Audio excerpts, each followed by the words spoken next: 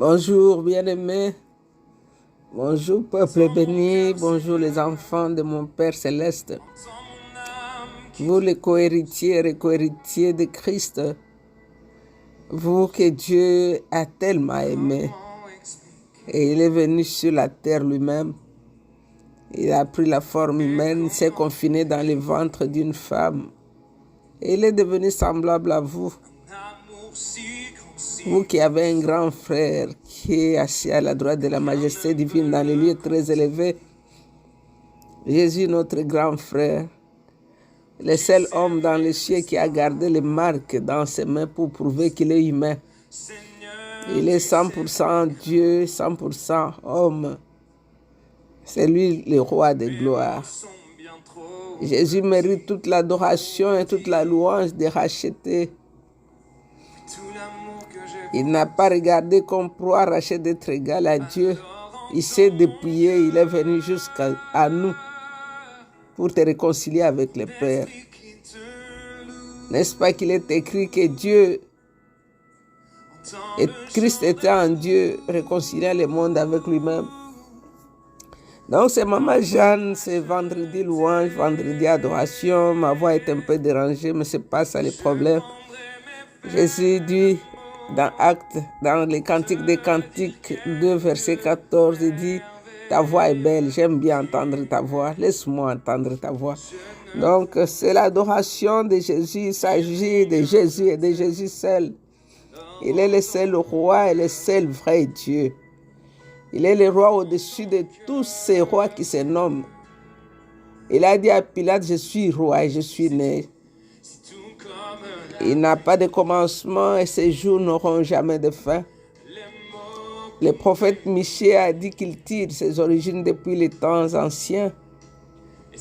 Il est le créateur incréé. C'est lui le maître des temps et des circonstances. Il est la raison des saisons. Alors aujourd'hui c'est vendredi, nous l'adorons. Nous parlons un peu plus de lui. Nous répandons nos cœurs pour l'adorer, car il mérite la louange. C'est le seul qui t'a qualifié de te tenir devant le trône de Dieu et de l'adorer. Parce qu'il t'a invité ce matin, il a dit approche avec assurance du trône de grâce. Là où tu vas recevoir la grâce nécessaire pour être secouru dans les mauvais jours. La grâce t'attend dans l'adoration. Approche seulement le trône et tu vas trouver la grâce. Donc c'est Maman Jeanne encore ce matin avec les adoratrices, les mamans d'adoration. Nous sommes Jaël Ministry. Alors, adorer c'est quoi? Adorer c'est entrer dans son intimité. Adorer, c'est entrer dans son intimité. Adorer, c'est aller vers le trône de grâce. L'adorer, c'est le connaître. Le connaître comme une femme connaît son mari.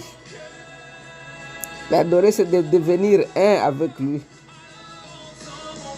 C'est pourquoi Jésus a dit à cette femme au puits de Sichar, il a dit, c'est en esprit et en vérité que l'on adore le Père. En esprit et en vérité qu'on adore le Père. Donc c'est ton esprit qui est envahi par la révélation de qui il est.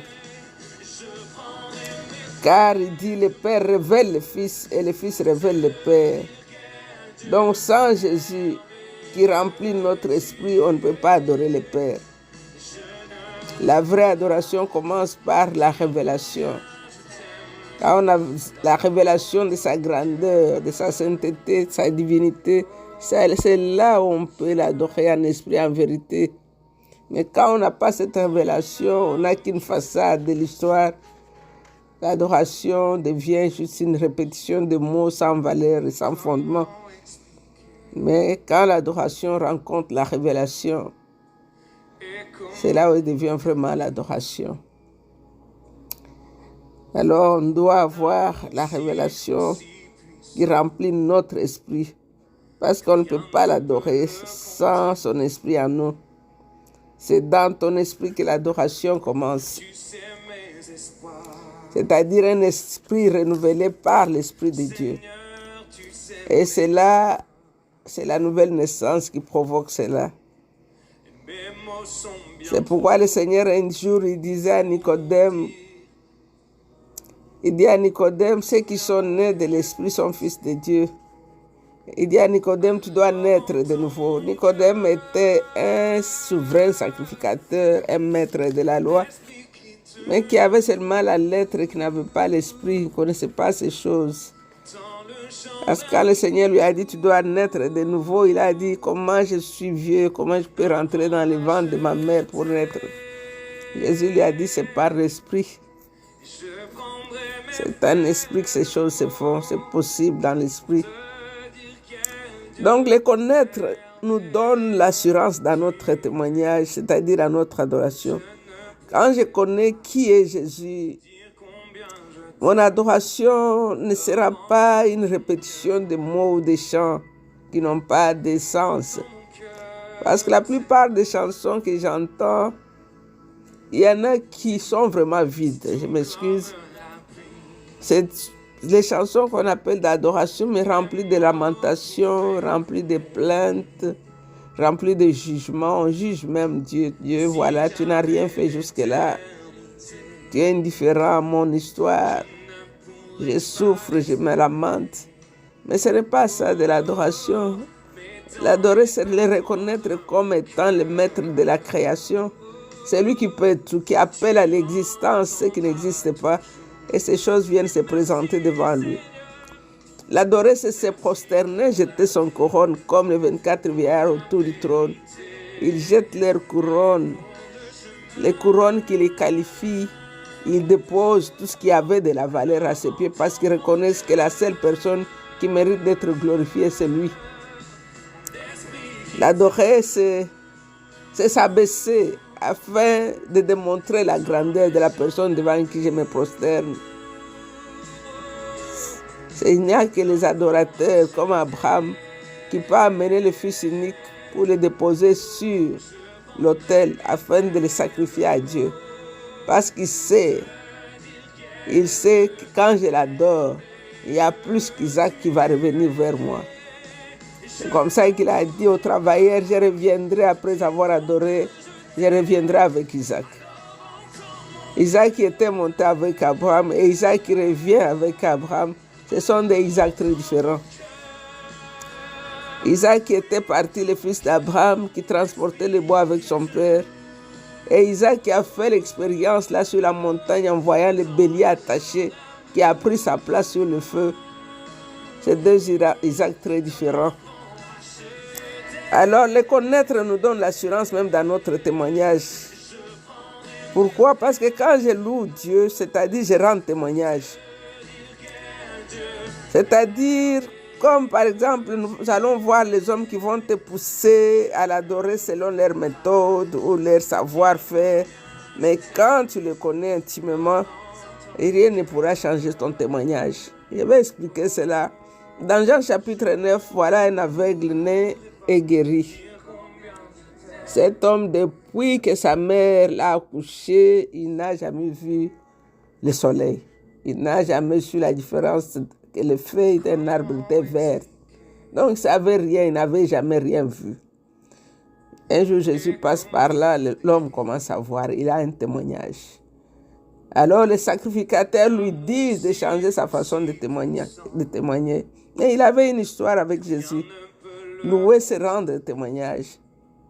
Ils lui ont dit, rends gloire à Dieu et dis-nous la vérité. Mais l'homme, il n'avait qu'une seule vérité. Sa vérité, il dit, j'étais aveugle, maintenant je vois. Et je crois que cet homme qui m'a guéri est un prophète. On l'a chassé du temple. Ses parents, à lui, ils avaient refusé de répondre parce qu'ils avaient peur d'être chassés du temple. Mais cet homme trouvait que le temple, ce n'était pas ça son histoire. Son problème, l'objet de son adoration, c'est cet homme qui y a ouvert ses yeux. Donc, il était aveugle né. Pour lui, un prophète en ce temps-là était la représentation même de Dieu. Donc, quand il dit que cet homme qui m'a guéri était un prophète, c'est-à-dire il a dit tout. Après cette déclaration, il ajoute à son témoignage, il rencontre Jésus, il lui dit, va, dis-moi qui tu es, je vais te suivre. Il a décidé de suivre Jésus et de tourner le dos au temple. Donc ce qui avait de la valeur pour les hommes n'avait plus de valeur pour lui. Il avait trouvé Jésus. Quand on trouve Jésus, tout ce qui est autour perd sa valeur. Parce qu'il n'y a pas un prix qu'on peut coller à Jésus, il est tout en tout. Quand on l'a réellement trouvé, tout ce qui avait de la valeur, toutes les choses auxquelles les hommes accordent la valeur n'a plus de valeur. Les parents de ces garçons avaient peur de dire la vérité parce qu'ils ne voulaient pas perdre leur avantage d'aller dans le temple. Mais le petit, lui, il a tourné le dos à ce qui avait de la valeur pour suivre le Fils de Dieu. Nous voyons son attitude ici. Nous voyons son assurance dans son témoignage. Nous voyons qu'on l'a chassé du temple, mais il n'a pas changé son témoignage. Donc, adorer, c'est quoi? C'est une attitude de cœur. Adorer, c'est une prédisposition. Je vais l'adorer, quel que soit le prix à payer. Donc, je peux être compris ou non, mais quand j'ai un témoignage, je vais l'adorer. Car j'ai une histoire avec lui, une histoire intime avec lui. Nous voyons David qui écrit le psaume 23. David était un berger. David a su apprécier Dieu. Il appelle le bon berger. David étant berger, il a vu les sacrifices d'un berger. Il a vu les risques de sa vie, comment il se battait avec les lions et les ours pour arracher les bêtes dans les dents des lions.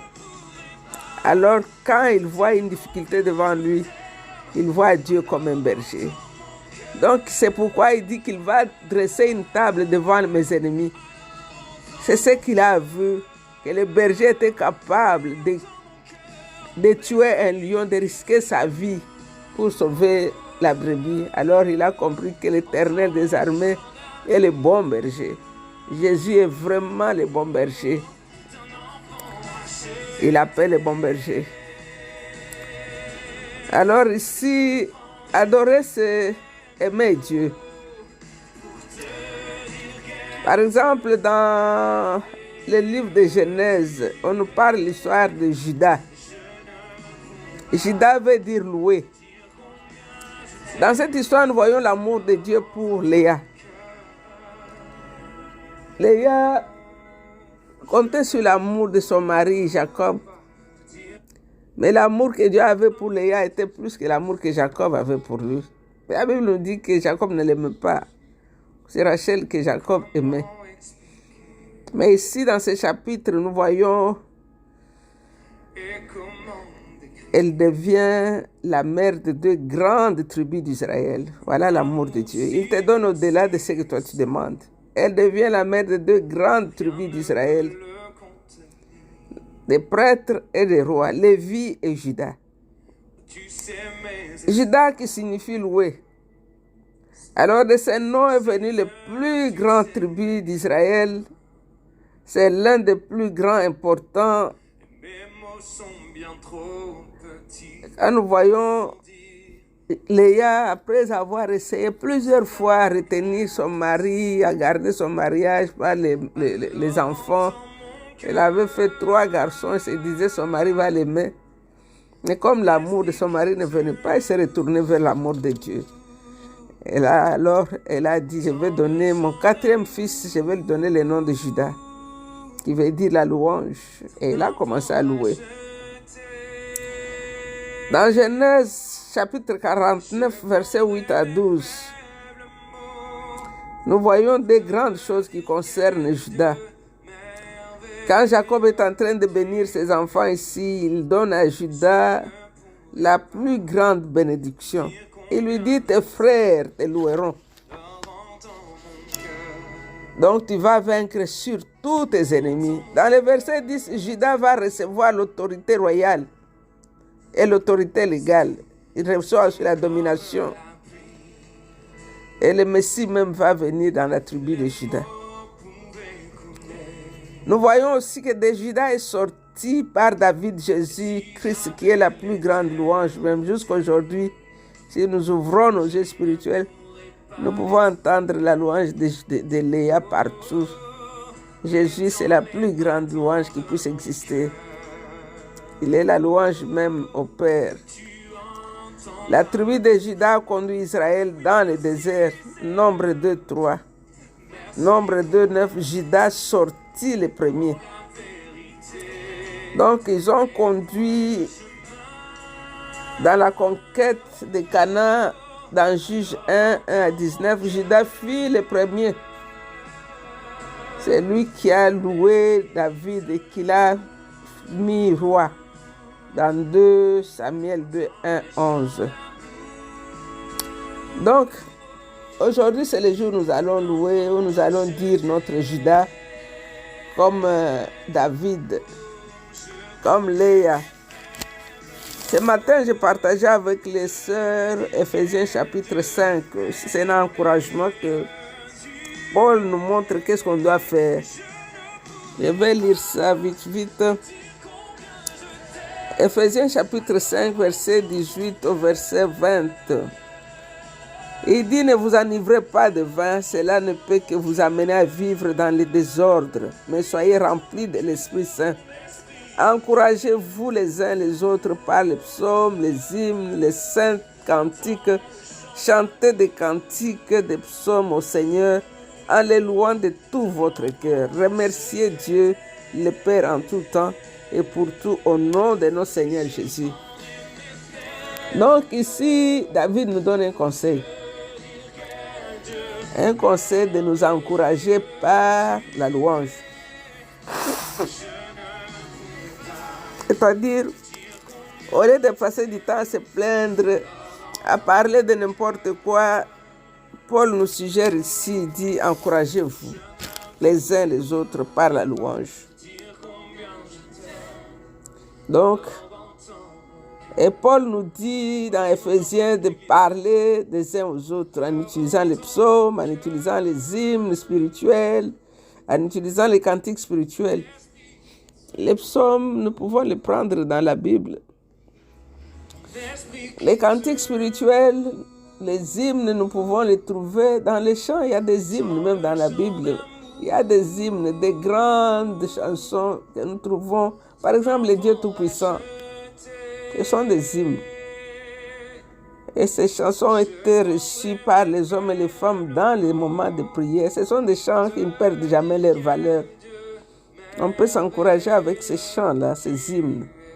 Et puis il dit les cantiques spirituels. Les cantiques spirituels, ce sont des chants que le Saint-Esprit te donne, et la mélodie et les paroles. Ça peut venir dans une langue que tu connais ou bien dans une langue que tu ne connais pas. Paul nous dit qu'on peut s'encourager avec ces choses-là.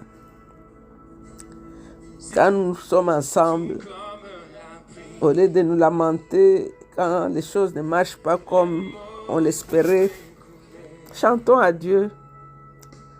Paul nous dit de chanter des cantiques. Quand nous voyons la vie de Paul, ce n'est pas une vie de chansons tous les jours, mais il a chanté. Il s'est encouragé lui-même. Il a connu une vie difficile dans la prison, accusé à gauche, à droite. Et nous voyons dans la prison de Philippe, au milieu de la nuit, en train de chanter. C'est parce que c'était son habitude. Il avait créé cette habitude de chanter, de louer Dieu quand tout n'allait pas. Au milieu de la nuit, dans la prison, attaché avec des plaies partout, il a continué à faire ce qu'il avait l'habitude de faire. Il s'encourageait lui-même dans la prison avec son ami. Donc aujourd'hui, c'est vendredi. On va s'encourager. Cherche quelqu'un, appelle quelqu'un aujourd'hui, encourage-le. Chante un cantique. Cherche un cantique qui parle. Cherche une louange. Lis, ouvre la Bible, lis à quelqu'un un passage dans les psaumes pour l'encourager. Adore Dieu. Jésus mérite d'être adoré. Jésus mérite d'être aimé. Jésus mérite d'être exalté. Jésus mérite d'être respecté, honoré. Oh, nous voulons te dire merci. Seigneur, que chaque battement de mon cœur devienne une mélodie à tes oreilles. Oh Seigneur, que mon cœur te chante, toi le roi glorieux. Que mon cœur te chante, toi le ressuscité du troisième jour. Que mon cœur te chante, toi le parfum qui a été fait selon l'art du parfumeur. Que mon cœur te chante, toi le Fils de Dieu vivant, le Fils premier-né. Que mon cœur te chante, Jésus, car tu en es digne. C'est dans le nom de Jésus que nous avons ainsi adoré et continué à l'adorer toute la journée. Amen, amen. Vous êtes bénis, restez bénis. C'était encore une fois votre servante, Maman Jeanne. I love you. Bye.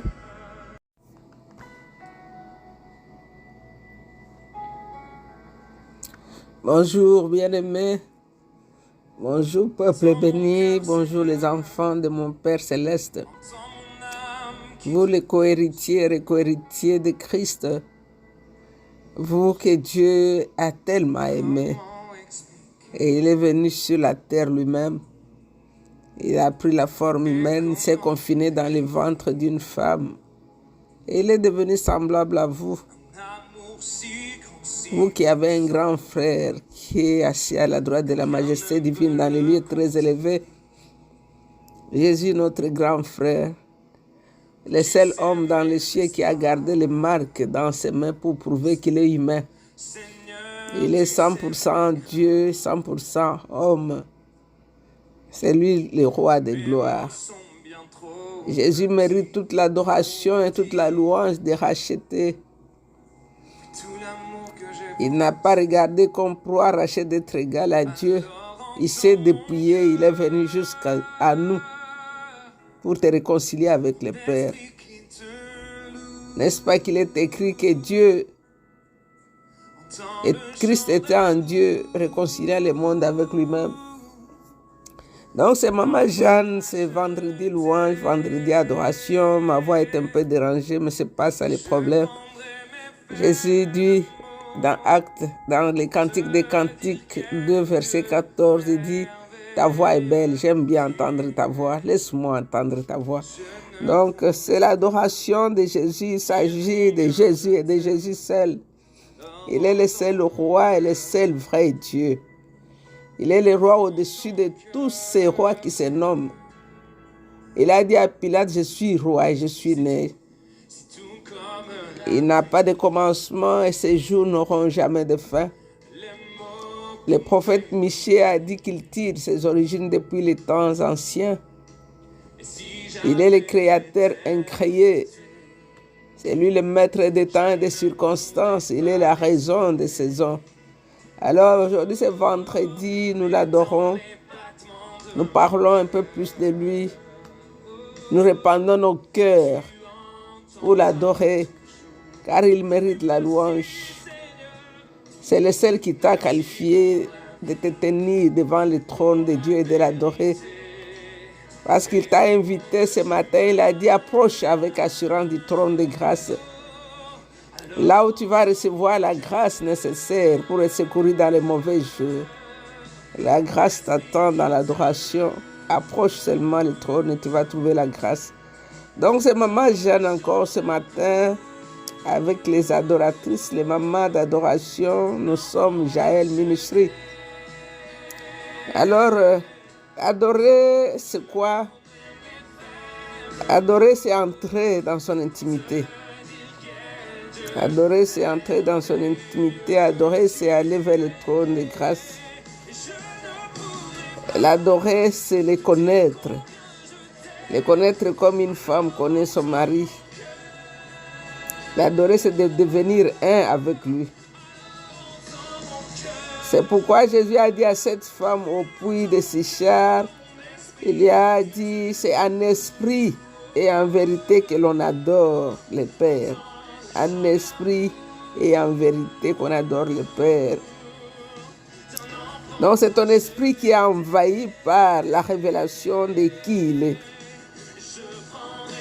Car il dit le Père révèle le Fils et le Fils révèle le Père.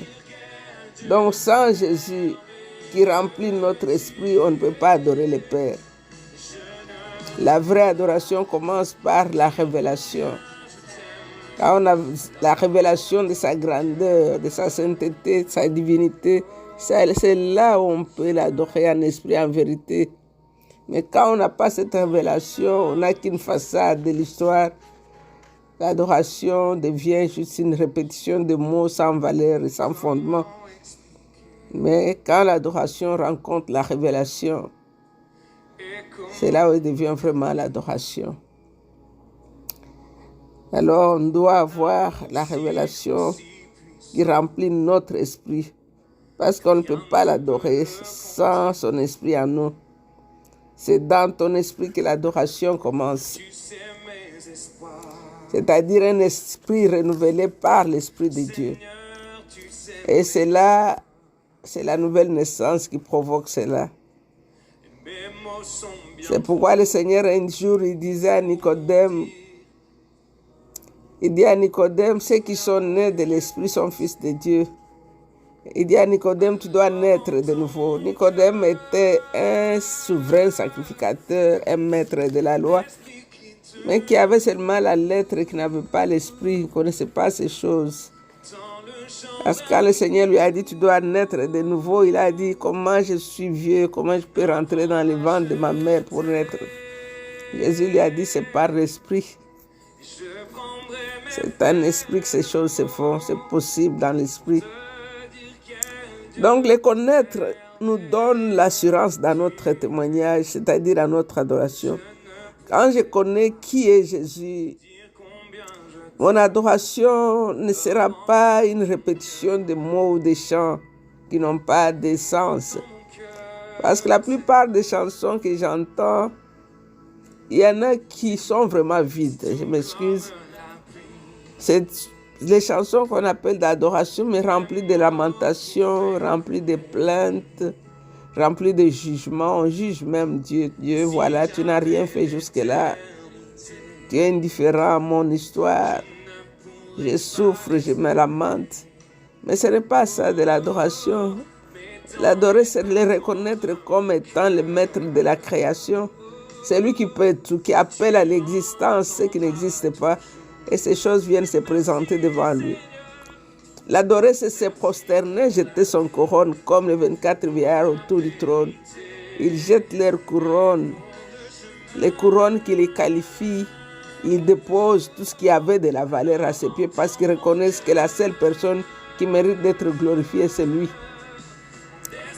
L'adorer, c'est s'abaisser afin de démontrer la grandeur de la personne devant qui je me prosterne.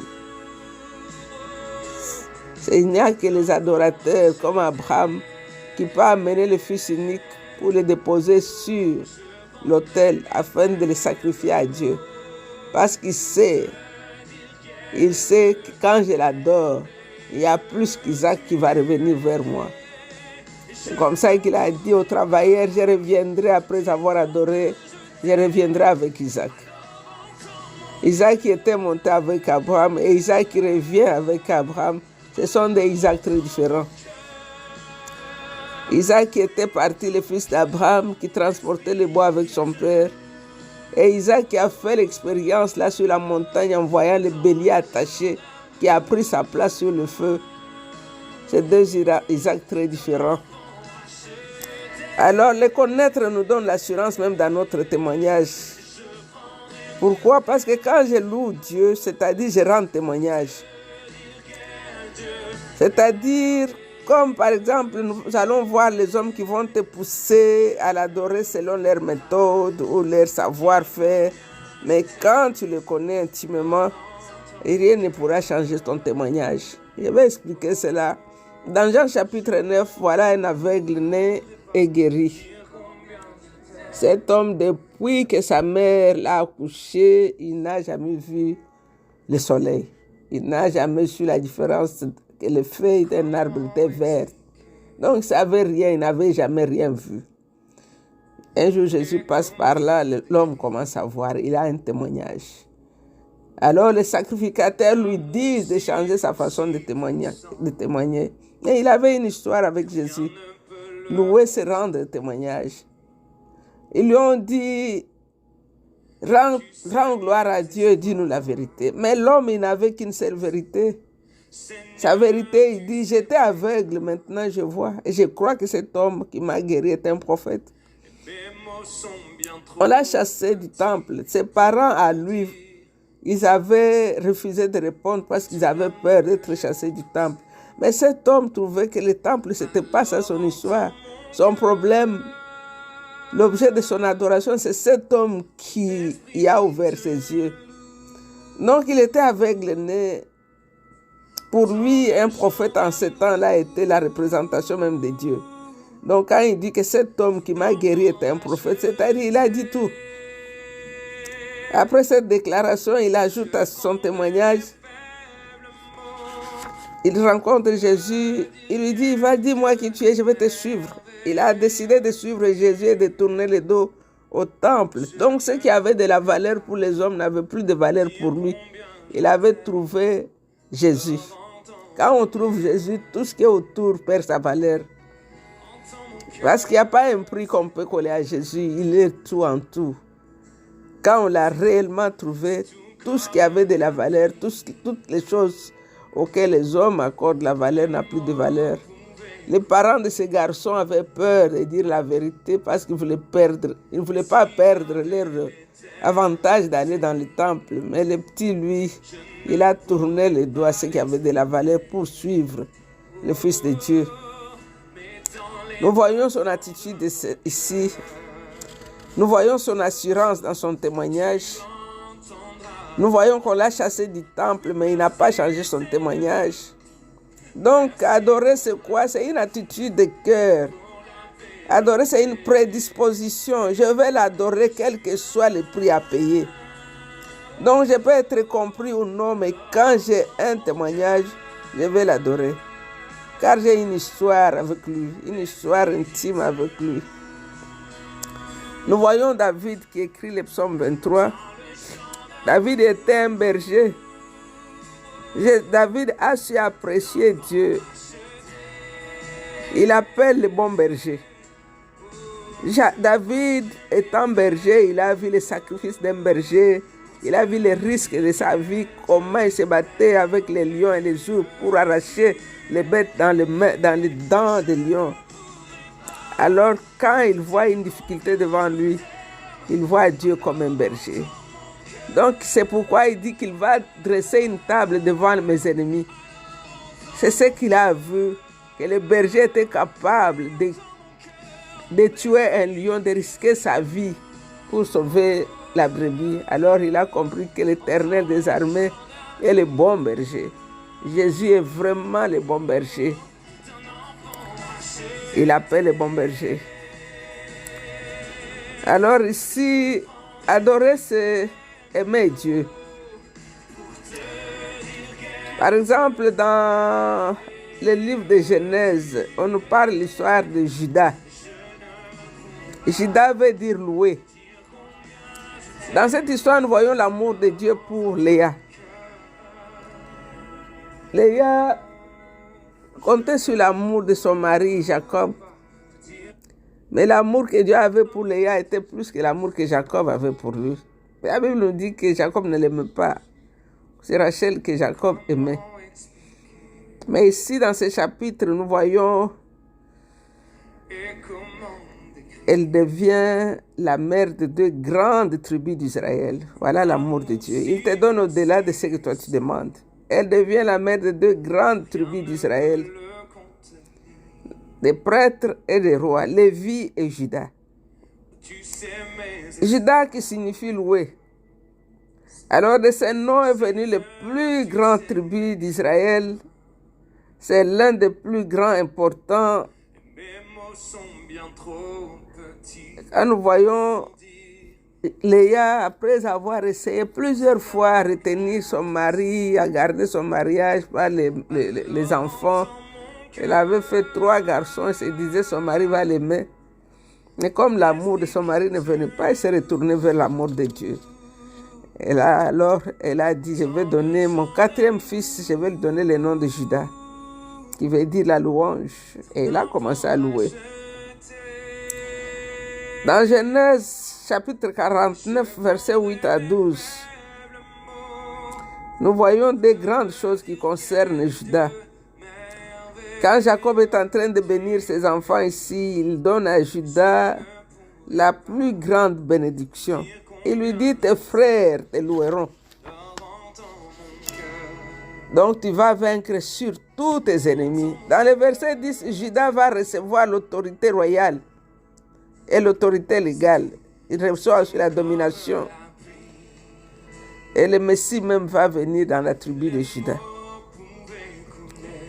Nous voyons aussi que de Judas est sorti par David Jésus-Christ, qui est la plus grande louange. Même jusqu'à aujourd'hui, si nous ouvrons nos yeux spirituels, nous pouvons entendre la louange de Léa partout.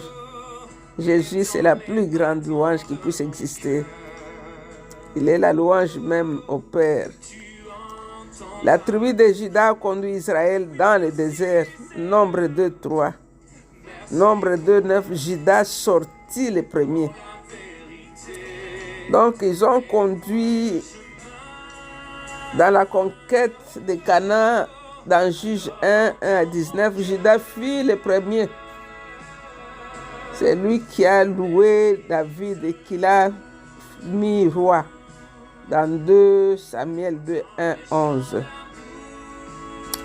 Donc, aujourd'hui, c'est le jour où nous allons louer, où nous allons dire notre Juda comme David, comme Léa. Ce matin, j'ai partagé avec les sœurs Éphésiens chapitre 5. C'est un encouragement que Paul nous montre qu'est-ce qu'on doit faire. Je vais lire ça vite. Éphésiens chapitre 5, verset 18 au verset 20. Il dit, ne vous enivrez pas de vin, cela ne peut que vous amener à vivre dans le désordre, mais soyez remplis de l'Esprit Saint. Encouragez-vous les uns les autres par les psaumes, les hymnes, les saints cantiques. Chantez des cantiques, des psaumes au Seigneur en les louant de tout votre cœur. Remerciez Dieu, le Père en tout temps et pour tout au nom de notre Seigneur Jésus. Donc ici, David nous donne un conseil. Un conseil de nous encourager par la louange. C'est-à-dire, au lieu de passer du temps à se plaindre, à parler de n'importe quoi, Paul nous suggère ici, il dit, encouragez-vous les uns les autres par la louange. Donc, et Paul nous dit dans Éphésiens de parler des uns aux autres en utilisant les psaumes, en utilisant les hymnes spirituels, en utilisant les cantiques spirituels. Les psaumes, nous pouvons les prendre dans la Bible. Les cantiques spirituels, les hymnes, nous pouvons les trouver dans les chants. Il y a des hymnes même dans la Bible. Il y a des hymnes, des grandes chansons que nous trouvons. Par exemple, le Dieu Tout-Puissant. Ce sont des hymnes. Et ces chansons ont été reçues par les hommes et les femmes dans les moments de prière. Ce sont des chants qui ne perdent jamais leur valeur. On peut s'encourager avec ces chants-là, ces hymnes.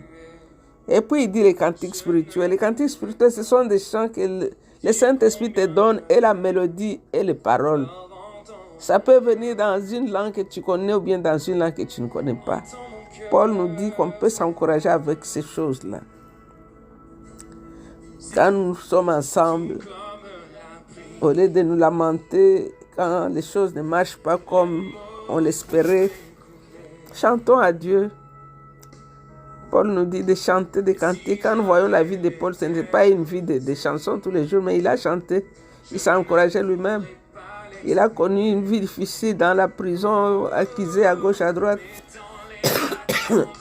Et nous voyons dans la prison de Philippe, au milieu de la nuit, en train de chanter. C'est parce que c'était son habitude. Il avait créé cette habitude de chanter, de louer Dieu quand tout n'allait pas. Au milieu de la nuit, dans la prison, attaché avec des plaies partout, il a continué à faire ce qu'il avait l'habitude de faire. Il s'encourageait lui-même dans la prison avec son ami. Donc aujourd'hui, c'est vendredi, on va s'encourager. Cherche quelqu'un, appelle quelqu'un aujourd'hui, encourage-le. Chante un cantique. Cherche un cantique qui parle, cherche une louange. Lis, ouvre la Bible, lis à quelqu'un un passage dans les psaumes pour l'encourager. Adore Dieu. Jésus mérite d'être adoré. Jésus mérite d'être aimé. Jésus mérite d'être exalté, Jésus mérite d'être respecté, honoré. Oh, nous voulons te dire merci. Seigneur, que chaque battement de mon cœur devienne une mélodie à tes oreilles. Oh Seigneur, que mon cœur te chante, toi le roi glorieux. Que mon cœur te chante, toi le ressuscité du troisième jour. Que mon cœur te chante, toi le parfum qui a été fait selon l'art du parfumeur. Que mon cœur te chante, toi le Fils de Dieu vivant, le Fils premier-né. Que mon cœur te chante, Jésus, car tu en es digne. C'est dans le nom de Jésus que nous avons ainsi adoré et continué à l'adorer toute la journée. Amen, amen. Vous êtes bénis, restez bénis. C'était encore une fois votre servante, Maman Jeanne. I love you. Bye.